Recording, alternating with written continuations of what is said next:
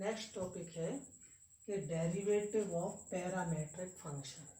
तो सबसे पहले ये समझो कि पैरामेट्रिक फंक्शन क्या होता है। जो फंक्शन अलग अलग लिखा हो, यानी x अलग एक वेरिएबल में, y अलग वेरिएबल में, फिर बोला जाए कि dy ओवर dx फाइंड करो, तो उनको पैरामेट्रिक फंक्शन बोलते हैं। जैसे अगर x ऐसा लिखा है, x equal to function of t, कोई t के टर्म में लिखा है, और y भी इसी तरह से लिखा है फंक्शन ऑफ t, इसको ft मान लिया, इसको gt मान लो, है ना।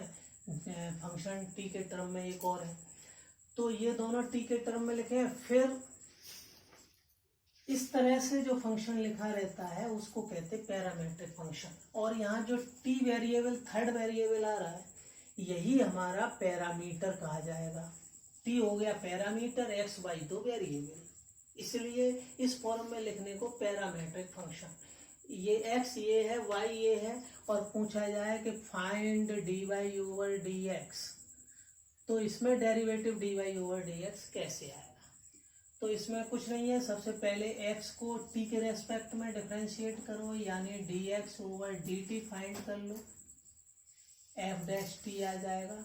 उसके बाद इसको डिफरेंशिएट कर दो t के रेस्पेक्ट में, dy ओवर dt फाइंड करो, तो ये डिफरेंशिएट हो जाएगा।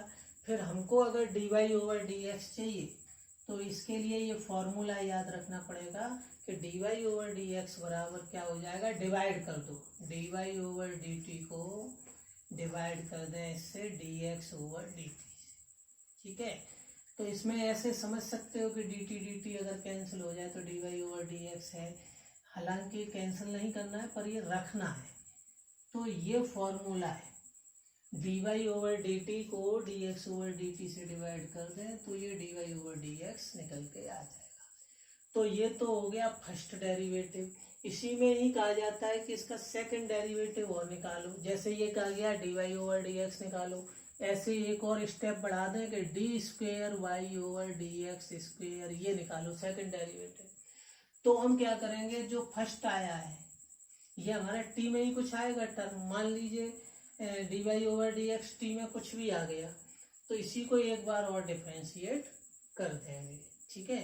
जैसे मान लीजिए dy ओवर dx आपका निकल के कुछ आ गया, 5t में आ गया, ये जो है ना इसको हमने 5t में मान लिया कि t में कुछ आया, तो इसी को एक बार और डिफरेंशिएट करो t के रेस्पेक्ट में, differentiate with respect to t, तो क्या हो जाएगा, इधर d square y over dx square हो जाएगा, और इधर हाई डैश t, मतलब ये t में डिफरेंशिएट हो जाएगा। लेकिन हम यहाँ पर x लिखे हैं x के रेस्पेक्ट में, तो यहाँ t को भी x के रेस्पेक्ट में करना पड़ेगा, यानी dt ओवर dx। ये आया इतना, तो ये वैल्यू जो सेकंड लिखा है dt ओवर dx, ये यहाँ से आप लिखेंगे इसको पलट के, क्योंकि यहाँ dx ओवर dt निकला है, इसी का उल्टा करके यहाँ लिखा जाएगा। एक एग्जाम्पल बताते हैं तो बिल्कुल समझ में आ जाएगा। एग्जाम्पल हम लेते हैं, मान लीजिए कोई फंक्शन है ये x equal to sine theta और y इक्वल टू है कॉस थीटा, ठीक है, थीटा के टर्म में दिए, और कहा जा रहा है कि find dy over dx and d square y over dx, ये दोनों ही टर्म निकालो। तो हम कैसे इसको सॉल्व करेंगे, तो सबसे पहले यहाँ से निकालो dx over dt, D theta, यहाँ पर पैरामीटर थीटा ले लिया है मैंने, है ना, कोई भी पैरामीटर हो सकता है, यहाँ t के टर्म में लिखा है या थीटा के टर्म में लिखा है। थीटा के टर्म में लिखा है तो ये पूछा जाएगा, ये दोनों चीजें निकालो, dy ओवर dx भी फाइंड करो, फाइंड, और ये भी निकालो d square y over dx square. तो कैसे निकालेंगे, तो इसको हम पहले थीटा के रेस्पेक्ट में डिफरेंशिएट करें, तो यहाँ हो जाएगा dx over d theta, sine theta का हो जाएगा कॉस थीटा, ठीक है, हो गया ये। अब इसको भी थीटा के रेस्पेक्ट में डिफरेंशिएट करो, तो dy over d theta equal to cos theta का क्या हो जाएगा, माइनस के साइन थीटा। अब हमको चाहिए dy ओवर dx, तो फॉर्मूला क्या है हमारा, dy over dt upon dx over dt, तो ऊपर रखो dy ओवर, अब वो dt में था तब, अब यहाँ थीटा में है तो यहाँ पे लिखेंगे dy अपॉन डी थीटा, और नीचे आएगा dx अपॉन डी थीटा, ये निकाल चुके हम, dy ओवर डी थीटा ये आया है माइनस के साइन थीटा, और नीचे कितना आएगा ये कॉस थीटा, तो फाइनली हमारा माइनस का टेन थीटा, ये आ गया dy ओवर dx, है ना। तो ये फर्स्ट वाला पार्ट आ गया। अब सेकंड डेरिवेटिव चाहिए, तो मैंने कहा इसी को ही डिफरेंशिएट करते हैं। हमारा फर्स्ट टर्म क्या आया, ये आया कि dy ओवर dx बराबर हमारा आ गया माइनस का टेन थीटा।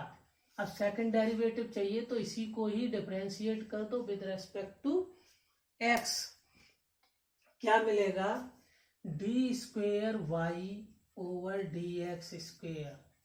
तो इसको थीटा में के उसमें लिखो, टेन का क्या होता है sec square theta, tan theta का derivative sec square theta into, अब थीटा को भी करो क्योंकि एक्स के रेस्पेक्ट में कर रहे हैं, तो ये लिखेंगे D theta over d x. ये कहीं कहीं गलती करते हैं बच्चे कि इसको दो बार डिफरेंशिएट करके डिवाइड कर देते हैं, वो गलत हो जाएगा। जो एक फर्स्ट वाला आ गया है इसको ही करना है और यहीं पे नहीं छोड़ना है।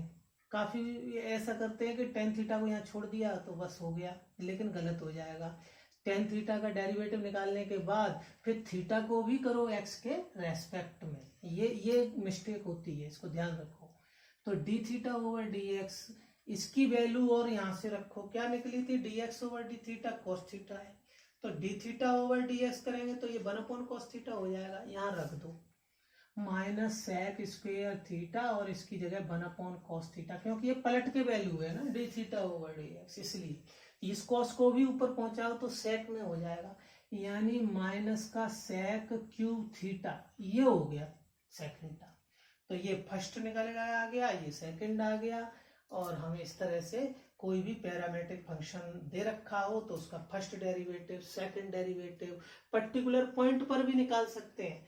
जैसे ये कहा जाए कि derivative d y over d x को हम इस पे निकालें एट एक्स इक्वल टू कोई ना कोई एंगल दे दें, मान लीजिए π/4 दे दिया कि π/4 पे बताओ क्या होगा, तो ये जो निकला है d y over d x, ये माइनस टेन थीटा है, तो इसी को π/4 पे निकालना है, तो इसकी वैल्यू क्या हो जाएगी, यहाँ थीटा की जगह π/4 रख दो, थीटा इक्वल टू π/4 पे चाहिए, ठीक है ना, ऐसे हो तो 10 π/4 1 होता है, तो इसकी वैल्यू -1 हो गई। तो किसी एंगल पे भी रख के पूछ सकते हैं, तो फाइनल जब आपका आ जाए तो उसमें एंगल रख दो, वैल्यू आ गई।